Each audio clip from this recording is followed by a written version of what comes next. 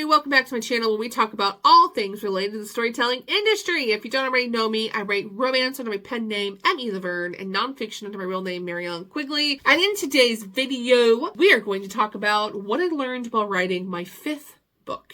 First of all, thank you to everyone who came along with me on the journey of writing a book in a month. The last few vlogs were very emotional. There was a lot of crying. Mary was a hot mess. So thank you to all of the comments and kind words that I received. They really did help me get through and push through these last couple weeks to finish this book. And I am so excited to tell you that it is indeed done. And it will be out on Tuesday as planned. It will also be in KU for those of you who have KU subscriptions. My stress levels have been relieved a little bit by not having the book looming over my head like it was in previous weeks, but to be 100% honest, I am still stressed out about many things, and so I am still consulting with a therapist and trying to work through all of the chaos that's going on in my life right now. But thank you so much to everyone for your concern. It means a lot to me. I have a lot of new subscribers that have joined in the last month, so it's been an interesting month, but I am so proud and thrilled that my book is available in the wild for other people to read.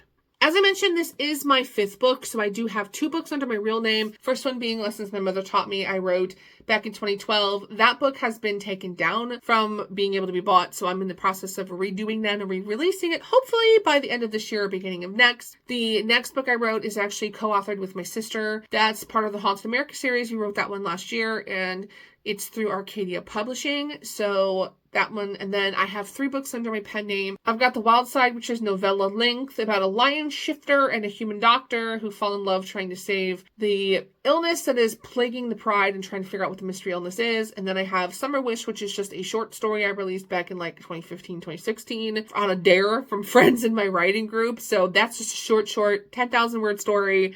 And then this is my latest release that comes out on Tuesday. This is Bound by Truth. It is a mafia romance. And the premise of the story is that we have Samantha Roberts, who was raised in America, and she has a mother who was raised in Sicily, and her father is American, and her whole life she's wanted to go to Sicily to see her mother's birthplace. She's always told, stay out of Italy, stay out of Italy, stay out of Italy, but Samantha's like, I want to go. So after she graduates from college, she gets on a plane and flies to Sicily, just to step off the plane to a sea of reporters who are yelling at her and asking her if she's excited to be in Sicily to get married. You can imagine her confusion. She is luckily rescued and whisked away by Niccolo Castello, one of the most eligible bachelors in Sicily, who is on the cover of every gossip magazine, who is also rumored to be a part of the mafia. He whisks her away to their fancy hotel, where she finds out that she has been entered into an arranged marriage because her mother was actually a part of the mafia and ran away to America to marry her father, Samantha's father, and back out of a marriage contract that now her daughter has to honor. And that is the whole premise of the story. I do tell everyone my pen name is Closed Door Romance with an edge because I love to write edgier topics, but I do not write on-page sex scenes. I write closed door. You know what they're doing, but the door closes and you don't see what they're doing. Available on Tuesday. Go pre-order a copy, or, if you're in KU, just hang out for a few days. It'll be available to you in a couple of days. Okay, so what are some things I learned in writing this book? Writing a book in a month. Absolutely insane. So number 1, I learned that I cannot write a book in a month. I cannot write a book in a month. My work schedule right now is just way too chaotic to plan on writing a book in a month. There is a reason why I did not participate in NaNoWriMo, or I haven't participated in Camp Nano in a while, because the last couple of NaNoWriMos I tried to document on this channel, and I would get a couple weeks in and just bail because my work schedule is such that there's no time to do that. And I should have known that, but I also went into this really determined. I didn't want to go to the next author fair with the same books, because if one of my goals in life is to grow my pen name and to grow my author career, you have to write books. You can't be like, let me promote the same 2-3 books I've had out for years and years. You got to have new things. And so I was really determined that this year I would get a book out, and that's why I made that goal. But I learned really quickly that there just is not enough time to really write a book and thoroughly write a book in a month. I know there are people who can do it. I've met people. I know people that they're full-time authors, self-published, and they can just push and they can get a book out a month. I work a day job. If I didn't have a day job, I probably could. Wouldn't be an issue. But I work during the day and I work long hours. No more writing a book in a month. I'm not going to ever do that to myself again. Which goes into number 2, which is also I will never put a book up for pre-order. Ever. ever put a book up for pre-order until I have the manuscript written. Because editing process is lengthy. It should be. But it's not like as time consuming as writing the actual rough draft of the manuscript. I really got in trouble with trying to get this done with a deadline looming. I know for some people that works for them because they're like, hey, I know I use that pre-order date as like my due date and then I back plan everything based off of that. And that's fine. I can still have a rough due date written on my calendar. I could be like on September blah, blah, and I'll pick a date. December, whatever. I'm releasing a book, but I don't think it's a good idea to put that for pre-order until you have that rough draft done. Number 3 is that I think I really like writing shorter stories. This goes along with number 3 and number 4. Number 3 is that I like writing shorter stories. Number 4 is that I think I needed more time in the editing process, and they go together, and I will tell you why. So when I handed off my draft to my editor, I had 55,000 words written. One of the things that I have really learned about myself in recent months is that my life is so busy that I prefer reading shorter things. I think they coincide. I think a lot of times what you read is what you write, which is why they tell you if you want to write romance, to read romance, right? So you know what's happening in current day romance. But for me, I've started gravitating toward short stories and novellas and books that are like less than 50,000 words. I've noticed that my writing kind of also follows that same trend. If you think about it, Wild Side's like novella length. Summer Wish was a 10,000 word short story. This book ended up finishing up at 40,000 words, which I'll talk about why in the next segment here. So I'm used to writing shorter books, and I think I had this realization that I enjoy writing books that way, which may not necessarily be a bad thing for me if I'm trying to grow my career, because obviously a shorter book, novella length story, because I think 40,000 words still hits novella length, but if creating a career on novellas, which can absolutely be done because I know authors who have done it, is, I don't want to say it's easier, but like, you know, one of the things they talk about in 20 books to 50K is you have to have a backlist. So I was thinking to myself, it's not necessarily a bad idea to focus on writing shorter stories to begin with and to get a little bit of a backlist out. And then once you have that, you can work on, you know, creating longer stories. So number 4, you need time with the editing process. And I found that for myself, I needed more time than what I had. I am so glad that I ended up having someone edit the book for me. I almost didn't do it. I was going to just hire pro writing aid and pay the fee and just let it be what it was going to be, right?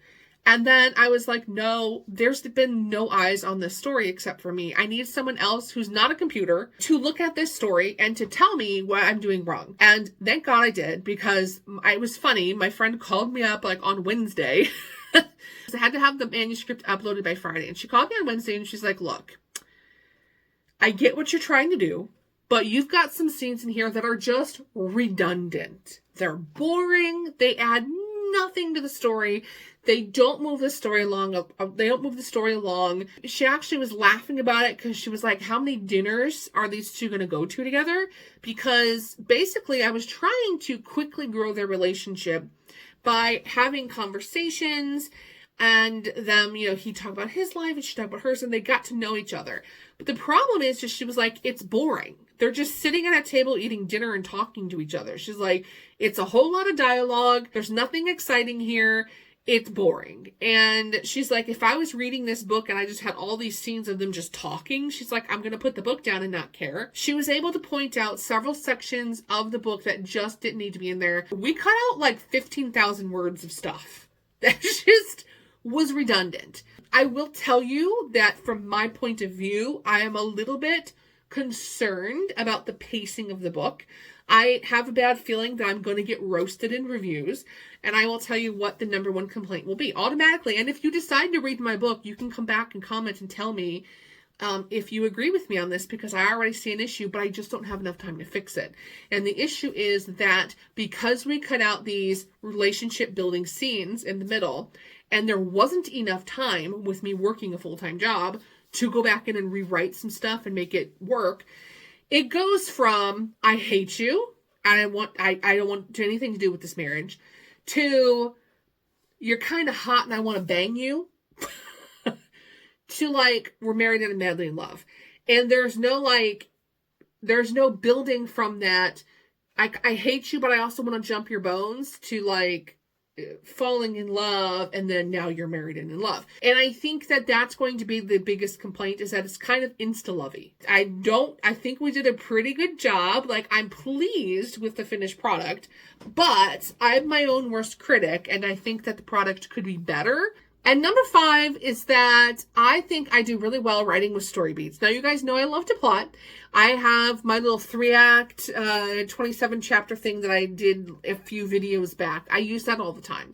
But one of the things that I did this time, because I knew that I had such a short period of time to spit this book out, is that I went back and I did story beats inside of the chapters. I just would kind of like rough write down what was happening in each chapter. Then it was just turning the bullet points into paragraphs. And I think those are called story beats, is what I've heard them referred to, but that actually really helped me a lot. And I was able to sit down and pretty much just write. And I didn't have any writer's block. I didn't get stuck anywhere, because everything was planned. And I know that some people don't write like that. There really are pantsers in this world that you could never, like, you have to just let yourself go.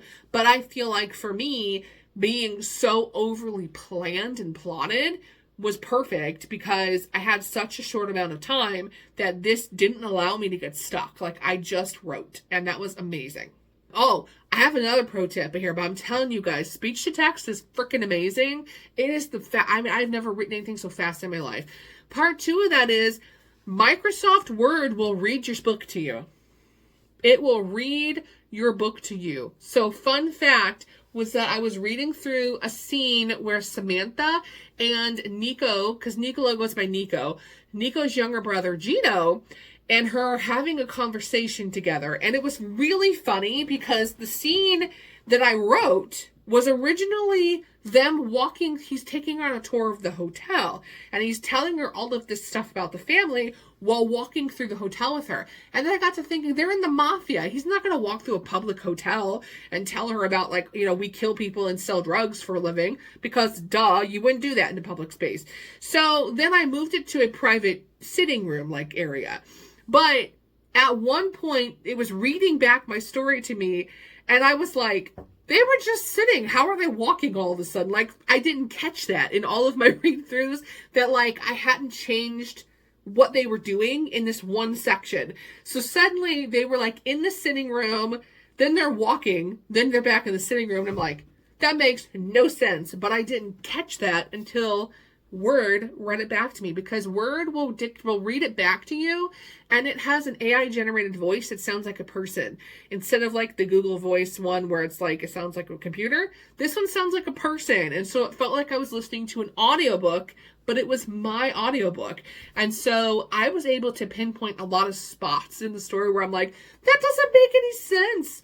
And that was really good self-editing tool. So if you've not tried that, I actually think that, like, I always live and breathe and die by Google Docs, but I think I'm kind of becoming a fan of Word again, because I like some of that dictating and the reading things back to you a little more.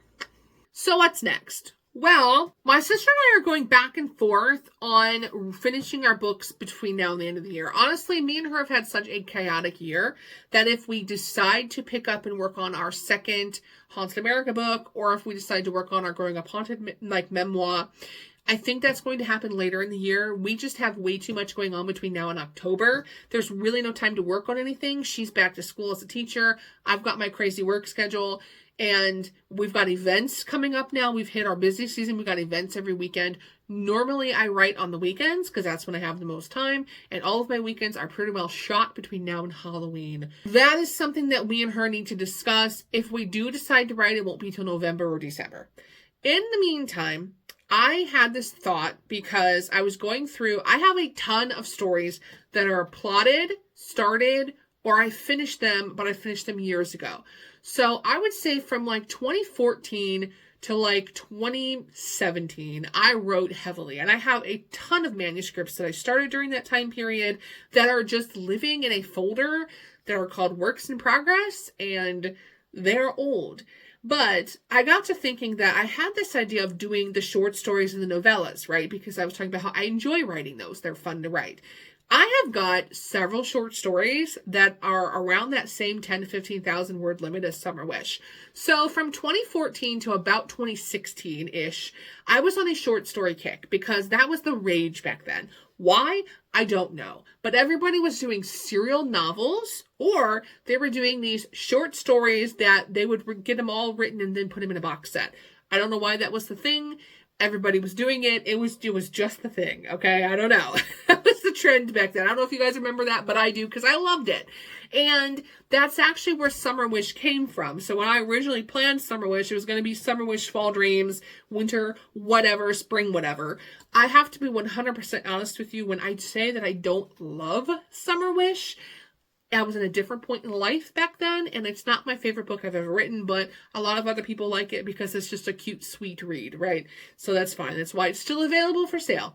So I don't know that I will finish that particular series because I just don't think I probably will, but whatever. But on that same kind of vein, I had a couple of other short story series. One was about like Selkies, like people that turn into like, because I had watched that movie, The Secrets of Ronan. Is it Ronan-ish? Talking about the people that turn into like seals and stuff. And so I had written a stories about Selkies, people who like fall in love with Selkies. And then I had another one that was called Main Street Hearts series. And Main Street Hearts was these different love stories that were like 10 to 15,000 words. Again, that all centered around this small town. But I remember that the first three are written. Well, the third one needs to be finished. It has like a couple chapters, needs to be wrapped up. The first two are written, and then I have like 7 books plotted, but they just have never been written yet. And the first book I know is a rock star who goes to this small town to escape a scandal, and of course falls in love with one of the local girls while he's there. And the second one is about a billionaire who comes to small town because he inherits a shop that belonged to his great aunt. And of course he goes thinking that he's just going to sell the shop and make a few dollars. But he quickly realizes that the shop is like a cornerstone of the town. And basically he is the villain because if he gets rid of this place, it is going to like hurt the town. So that was the whole premise of the first two. So I had this realization of like, they're written. They've been sitting there and I didn't do anything with them because I was like, there's no market for short stories. And I thought, but is there? Because why couldn't I still follow the same premise I had back in like 2014, 2015 and, get a bunch of these written and put them in a box set? People do it all the time. It makes sense and they're written.